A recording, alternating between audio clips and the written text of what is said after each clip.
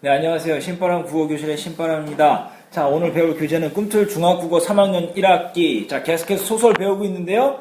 자, 박시전에 이어서 오늘도 고전 소설인 심청전에 대해서 배워보도록 하겠습니다. 박시전 배울 때 고전 소설의 일반적인 특징들 이야기해줬던 것을 기억하면서 심청전 바로 들어가죠. 주인공 심청의 이야기 바로 들어가도록 하겠습니다. 우리 교재 123페이지. 자, 오늘도 열심히 공부해 주시길 바라면서 자, 바로 시작합니다. 앞부분 줄거리 황해도 도화동에 사는 황해도 도화동 공간적 배경 나왔죠? 황해도 도화동에 사는 심학규라는 장님이 살았다. 전 나왔습니다. 황해도 도화동 공간적 배경. 소설을 공부할 때 있어서 발단 부분에서 찾아야 되는 것은 인물과 배경을 찾아야 된다. 심학규라는 장님이 살았다. 심학규라는 인물 등장했죠? 그는 늦은 나이에 딸 심청을 얻었으나 아내가 출산한 지 7일 만에, 일주일 만에 죽고 만다. 어느 날 신봉사는 공양미 300석을 절에 시주하면 눈을 뜰 수 있다는 말에 시주를 약속한다. 그 사실을 알게 된 심청은 공양미 300석을 구하기 위해 남경 상인들의 제물로 자신을 팔게 된다. 재물, 제사 지낼 때 바치는 사람이나 물건이죠? 자기가 그 제물이 된다 이 소리예요. 천지가 사정없이 이윽고 다기우니 심청이 할 일 없이, 여기서 할 일 없다 이게 뭡니까? 할 일 없다라는 소리가 아니라 어쩔 수 없이 이런 뜻이에요. 이거 헷갈리지 마십시오. 이거 어쩔 수 없이 이런 뜻이에요.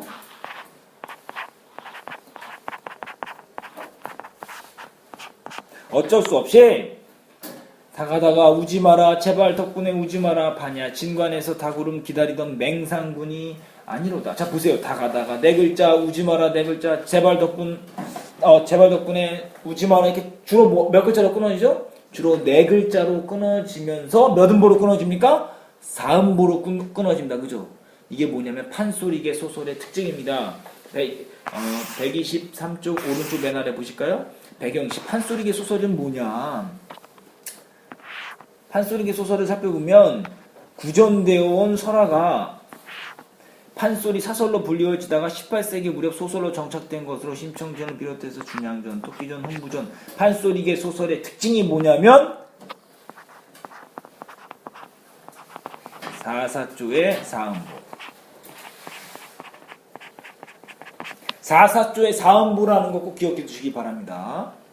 네 도막으로 끊어져 있고 주로 네 글자로 끊어진다는 거 잘 기억해 주세요. 그래서 지금 선생님이 읽어줬던 이 부분 다가다가 우지 마라 요 부분 여기서부터 여기까지 요 기억 니은을 묶은 부분이 뭡니까? 판소리계 소설의 특징이 드러나는 부분입니다.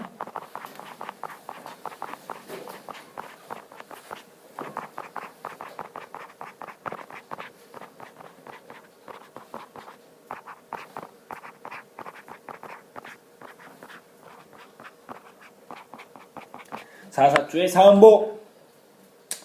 자 계속해서 갑니다. 내가 울면 날이 새고 날이 새면 나 죽는다. 죽기는 섭지 않아도 죽기는 슬프지 않지만 서럽지 않지만 의지할 데 없는 우리 아버지 어찌 잊고 가잔 말이냐. 요 부분 말하는 거 죽는 건 두렵지 않지만 아버지 혼자 사니까 그게 걱정이다. 뭐야 효성의 지극한 심청의 지극한 효성 심청의 지극한 효성이 드러나는 부분입니다. 어느덧 동방이 밝아오니 해가 뜨니 심청이 아버지 진지나 마지막 지어드리라고 하고 문을 열고 나서니 벌써 뱃사람들이 살인문 밖에서 오늘 이 배 떠나는 날이니 쉬이 가게 빨리 가게 해 주시오. 자 무슨 소리예요? 배가 떠나는 날이니까 아무 탈 없이 갈 수 있도록 도와주십시오 라고 이제 뱃사람들이 이야기해 주는 거지. 왜? 울면서 땡깡 부리면서 그럴 수 있잖아요. 그죠? 죽으러 가는데 얘 같이 가자고 금방 딴 나간 사람 있어요 없어요? 없지요? 사형수들의 이야기 알죠? 예? 사형수들의 이야기 모릅니까? 사형수들이 평상시에는 담담하고 담대하게 지내다가도 사형 날짜가 딱 되면요 그 사형장까지 자기 발로 걸어 들어가는 사람이 없답니다.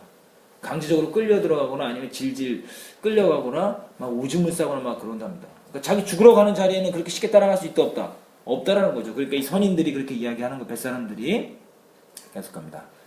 심청이 이 말을 듣고 얼굴빛이 없어지고 손발에 맥이 풀리면 목이 메고 어지러워 뱃사람들을 겨우 불러 여보시오 선인네들 뱃사공들아 나도 오늘이 배 떠나는 날인 줄 이미 알고 있으나 내 몸 팔린 줄 우리 아버지가 아직 모르십니다. 만일 아시게 되면 지레 야단이 날 테니 잠깐 기다리면 진지나 마지막으로 지어 잡수시게 하고 말씀 여쭙고 떠나겠어요 하니 뱃사람들이 그리 하시지요 하였다. 심청이 들어와 눈물로 밥을 지어 아버지께 올리고. 아, 눈물로. 그 아버지의, 이게 뭡니까? 심청이의 심정을 알려주는 말이죠.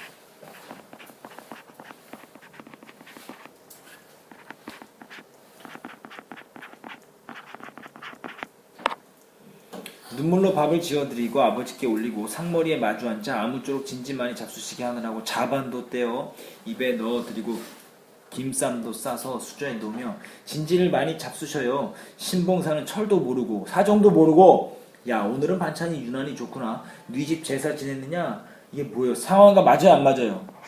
지금 현재 상황과 맞지 않은 아주 비극적인 상황이죠. 비극성을 고조시킵니다.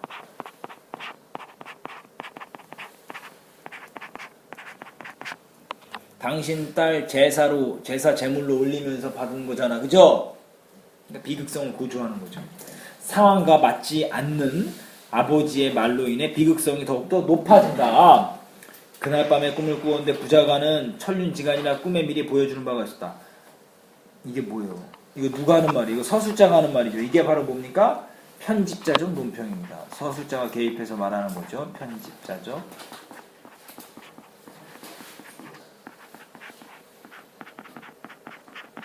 논평. 아가 이상한 일도 있더구나. 간밤에 꿈을 꾸니 내가 큰 수레를 타고 한없이 가 보이더구나. 자, 수레를 하는 것이 귀한 사람이 타는 것인데 우리 집에 무슨 좋은 일이 있을란가 보다. 그렇지 않으면 장승상 댁에서 가마 태워 갈란가 보다. 자, 수레. 여기서 수레는 뭐를 말하는 거죠? 이승과 저승을 이어주는 매개물이다. 근데 하지만 나중에 궁극적으로 말하면 수레가 뭐를 상징하냐면요, 긍정적인 의미를 하는데 나중에 심청이가 뭐가 되죠? 왕비가 되잖아. 귀한 사람이 된다. 이건 일종의 뭐예요? 복선이에요. 복선. 부귀영화를 상징하는 거예요.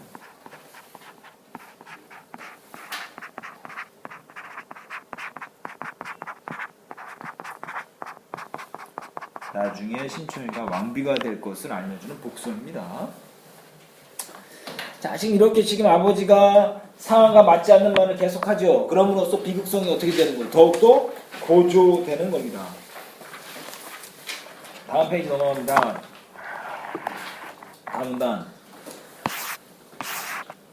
심청이는 저 죽을 꿈인 줄 짐작하고 둘러대기를 그 꿈 참 좋습니다 하고 진지상 물려내고 담배 태워 드린 뒤 밥상을 앞에 놓고 먹으려 하니 간장이 썩는 눈물은 눈에서 솟아나고 간장이 썩는 눈물은 눈에서 솟아난다. 매우 슬프다라는 거죠. 몹시 안타까워서 눈물을 흘린다라는 거죠. 매우 슬픈 심정.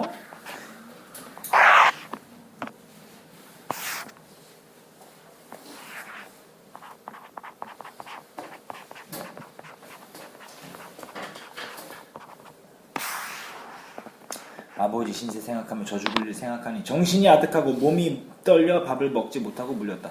그런데 심청이 사당에 하직하려고 다시 세수하고 사당문을 가만히 열고 인사를 올렸다. 못난 여손 심청이는 아비 눈뜨기를 위하여 인당수 제물로 몸을 팔려 가오매 조상 제사를 끊게 되오니 슬픈 마음을 이기지 못하겠습니다. 자, 사당이 있다라는 것은요, 심청의 신분이 양반이다라는 걸 알 수 있어요. 몰락한 양반이다라는 걸 알 수 있습니다. 양반과 딸임을 알 수 있는 거죠. 자, 울며 하직하고 사당 문 닫은 뒤에 아버지 앞에 나와 두 손을 부여잡고 기절하니 신봉사가 깜짝 놀라 아가 이게 웬일이냐 정신 차려 말하거라. 심청이 여쭙기를 제가 못난 딸 자식이로 아버지를 속였어요. 공양미 300석을 누가 저에게 주겠어요. 남경 뱃사람들에게 인당수 제물로 몸을 팔아 오늘이 떠나는 날이니 저를 마지막 보셔요. 신봉사가 이 말을 듣고, 자, 남경 뱃사람들이 인당수 제물로 몸을 판다라고 그랬죠? 이게 몸을 판다, 몸을 바친다. 그래서 인신공희설화라고 합니다.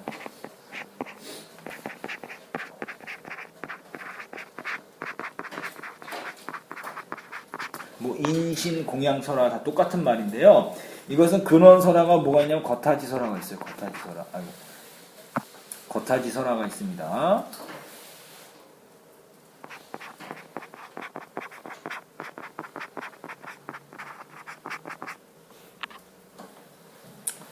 자, 그랬더니 신봉사가 뭐라고 이야기합니까? 참말이냐 참말이냐 에고 이게 웬 말인고. 못 가리라 내가 날더러 묻지도 않고 내 맘대로 한단 말이냐. 네가 살고 내가 눈을 뜨면 그는 마땅할 일이나 자식 죽여 눈을 뜬들 그게 참 할 일이냐. 너의 어머니 늦게야 너를 낳고 초일이 안에 죽은 뒤에 눈 어두운 늙은 것이 품 안에 너를 안고 이 집 저 집 다니면서 구차한 말 해가면서 동냥젓 얻어먹여 이만치 자랐는데 내 아무리 눈 어두우나 너를 눈으로 알고 너희 어머니 죽은 뒤에 걱정 없이 살았더니 이 말이 무슨 말이냐. 마라 못하리라. 아내 죽고 자식 잃고 내 살아서 무엇하리. 너하고 나하고 함께 죽자. 눈을 팔아 너를 살터에 너를 팔아 눈을 뜬들 무엇을 보려고 눈을 뜨리. 그러면서 어떤 놈의 팔짱에 사궁지수 하지성어 잘 기억해 주세요. 자,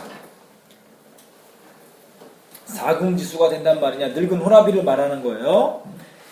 내 이놈 상놈들아 장사도 좋지만은 사람 사다 제사하는데 어디서 보았느냐. 하느님의 어지심과 귀신의 밝은 마음 앙화가 없겠느냐. 눈먼 놈의 무남 동료 철 모르는 어린아이나 모르게 유인하여 값을 주고 산단 말이냐. 돈도 싫고 쌀도 싫다. 내 이놈 상놈들아 옛글을 모르느냐. 7년 대한 큰 가뭄 동안 가물적에 사람으로 빌라하니 탕임금 얻으신 말씀 내가 지금 비는 바는 사람을 위함인데 사람 죽여 빌량이면 내 몸으로 대신하리라. 몸소 희생하여 몸을 정의하여 상님들에 빌었더니 수천리 너른 땅에 큰 비가 내렸느니라. 자, 지금 계속해서 굉장히 이 신봉사가 옛 문헌을 인용해 가면서 갈 수 있다 없다. 심청에 가서는 안 된다라고 지금 반대하고 있는 거죠. 계속해서 유식하게 지금 뭐 7년 대한이니 사공지순이 어려운 말 꺼내갖고 오잖아요. 이것은 신봉사의 신분을 짐작할 수 있게끔 말해주는 겁니다. 신봉사가 양반임을 알려주는 거예요. 가난하지만 그래도 어떻다? 양반이다. 몰락한 양반임을 알려주는 겁니다. 이런 일도 있었으니 내 몸으로 대신감이 어떠하냐. 여보시오 동네 사람 저런 놈들은 그저 두고 보. 자, 사람들에게 뭐 하는 거예요 지금. 그 남경 사람들의 윤리적 타락을 비난하는 거죠. 남경 사람들의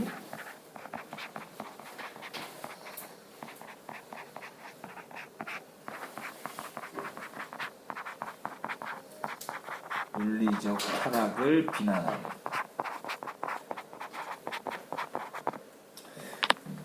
그 윤리적으로 사람을 이걸 파는 거잖아요, 그죠? 사람을 파는 게 이게 옳은 일이 아니니까 윤리적 타락을 비난하는 거죠. 이렇게 할 수가 있냐? 어떻게 사람을 파냐? 사람을 사서 바다에 던지는 게 그게 말이 되냐? 이제 그 이야기를 하는 거죠. 넘어갈게요.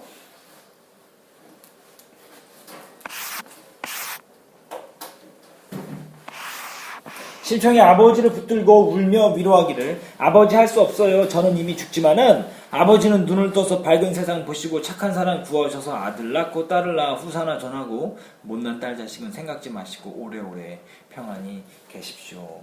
자, 그러니까 어쨌든 가부장제의 유교적 이념이 계속해서 드러나는 거예요. 자식으로서 먼저 죽는 것이 불효다라는 것을 이야기하죠.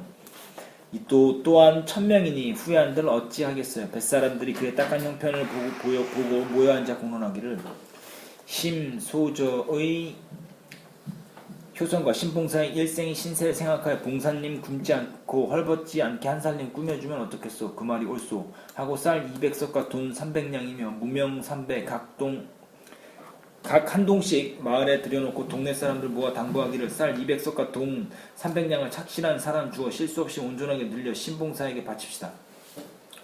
300석 가운데 20석은 올해 양식으로 제하고 나머지는 해마다 빚을 주어 이자를 받으면 양식이 넉넉할 테고 무명배 3배로는 사철 의복 장만에 드리기로 하고 이런 내용을 관청에 공문으로 보내고 마을에도 알립시다. 자, 어쨌든 이게 뭐 하는 거예요? 지금 결국 심청이 떠나고 난 후에 신봉사가 홀로 남겨질 것에 대해서 대책을 세워주는 거죠. 근데 이게 나중에 뭐가 와? 뺑덕어미가 와서 다 뜯어먹는 거잖아요. 그죠? 뺑덕어미에게 뭐 하는 거예요? 지금 나타나는 원인이 되기도 하는 겁니다. 마음당하고요.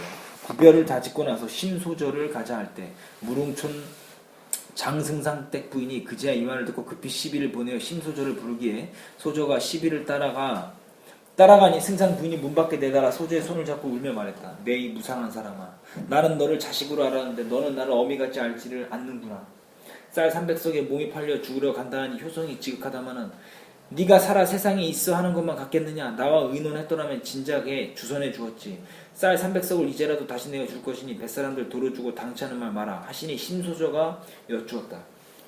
당초에 기억을 묶어보세요. 당초에 말씀 못 드린 것은 이제 후한들 무엇 하겠습니까? 또한 부모를 위해 공을 들일 양이면 어찌 남의 명분 없는 재물을 바라며 쌀 300석을 도로 내어주면 뱃사람들 일이 낭패이니 그도 또한 어렵고 남에게 몸을 허락하여 약속을 정한 뒤에 다시 약속을 어기면 못난 사람들이나 하는 짓이니 그 말씀을 따르지 못하겠습니다. 하물며 값을 받고 몇 달이 지난 뒤에 차마 어찌 낯을 들어 무슨 말을 하겠습니까? 부인의 하늘같은 은혜와 착하신 말씀은 저승으로 돌아가서 결초 보은하겠습니다. 자 보세요. 지금 이 기억 니은을 묶은 부분을 통해서 알 수 있는 심청의 성격이 나옵니다. 심청의 성격 정리해 보시도록 하겠습니다.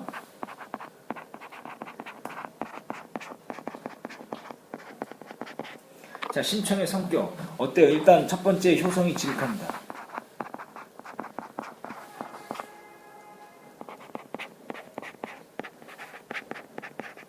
효성이 지극하고 자기 희생이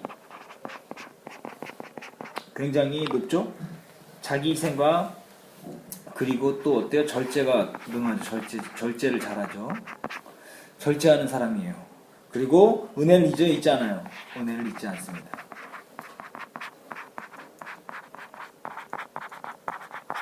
은혜를 잊지 않는 효성의 심청의 성격이다라는 것 기억해 두시길 바랍니다.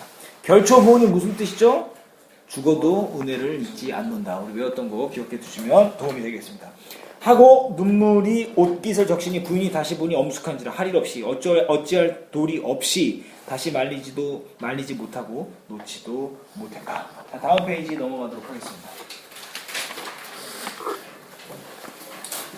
자, 126쪽이에요. 126쪽. 이제 중간 부분의 줄거리로 가고요. 이제 중간 부분이 생략이 되는 겁니다. 중략 부분. 줄거리 한번 보도록 하겠습니다. 심청은 자신을 딸처럼 여기는 장승삭 댁 부인에게 이별의 시를 선물하고 부인 또한 그 시에 답을 하며 이별의 슬픈 심정을 나눈다. 그러고 나서 심청이 돌아와서 아버지께 하직하니 굉장히 지금 이별이 길어지고 있어요. 그죠? 뱃사람들 마음이 달겠죠? 마음이 지금 뭐예요? 급하겠죠? 그죠? 신봉사 붙들고 뒹굴며 괴로워하여 네가 날 죽이고 가지 그저는 못 가리라 날 데리고 가거라 네 혼자는 못 가리라. 심청이 아버지를 위로하기를 부자간 천륜을 끊고 싶어 끈싸우며 죽고 싶어 죽겠습니까마는 군이 막혀있고 생사가 때가 있어 하나님이 하신 일이니 한탄한들 어찌하겠어요. 인정으로 사람의 뜻으로 할 양이면 떠날 날 없을 것입니다. 하고 저희 아버지를 동네 사람들에게 붙들게 하고 뱃사람들을 따라 이제 소리내 울며 치마끈 졸라매고 치마폭 거듭거듭 안고 흐트러진 머리털은 두 귀 밑에 늘어지고 비같이 흐르는 눈물 옷깃을 적신다. 지금 이 부분 지금 소리내어 울며 치마끈 졸라매고 여기서부터 자빠지며 뭐 여기까지 엎더지며 자빠지며 여기는 지금 무슨 표현 방법을 사용했습니까? 무슨 내용 전개 방식이죠? 참 설명 방법은 묘사의 설명 방법을 사용했다라는 것을 알 수가 있습니다. 묘사의 사용 방법을 묘사의 설명 방법을 사용했다라는 걸 알 수 있습니다. 자, 엎더지며 자빠지며 붙들어 나갈 때 건너집 바라보며 아무개네 큰아가 바느질 수놓기를 뉘와 함께 하려느냐. 작년 5월 단오날에 그네 뛰고 놀던 일을 네가 행여 생각하느냐. 아무개네 작은아가 금년 7월 칠석밤에 함께 기원하자더니 이제는 허사로다. 헛일이다. 언제나 다시 보랴. 너희 팔자 좋아. 양친 부모 잘 양친 모시고 잘 있거라. 양친 부모님 모시고 잘 있어라. 남녀노소 없이 눈이 붙도록 서로 붙들고 울다가 마을 어귀에서 서로 손을 놓고 헤어졌다. 자, 마을 사람들 역시도 심청이 죽음을 어떻게 한다는 거죠? 슬퍼한다. 마을 사람들 역시 심청의 죽음을 슬퍼한다.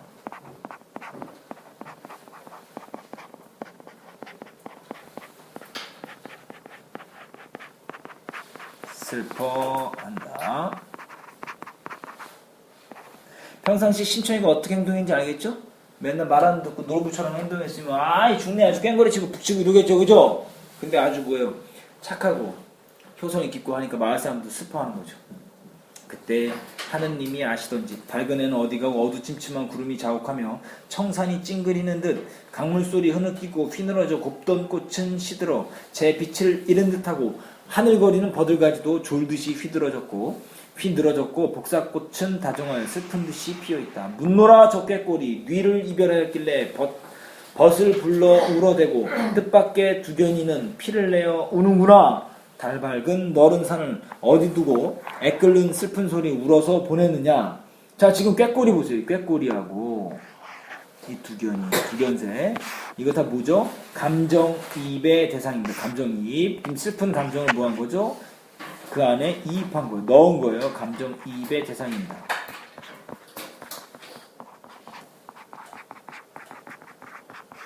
감정이입의 대상 1번, 꾀꼬리 1번, 두견이 2번. 자, 계속 갑니다. 달 밝은 너른 산을 어디 두고 애끓는 슬픈 소리 울어서 보내느냐. 네 아무리 가지 위에서 가지 말라 울건만은 값을 받고 팔린 몸이 다시 어찌 돌아올까. 바람에 날린 꽃이 얼굴에 와 이 꽃을 들고 바라보면 봄바람이 사람 마음 알아주지 못한다면 무슨 까닭 지는 꽃을 보내리오. 매와 비녀 죽으러 가는 몸이 뉘를 위해 단장하리. 앞산에 지는 꽃이 지고 싶어 지야마는 마지못한 일이러니 누구를 탓하고 누구를 원망하리요.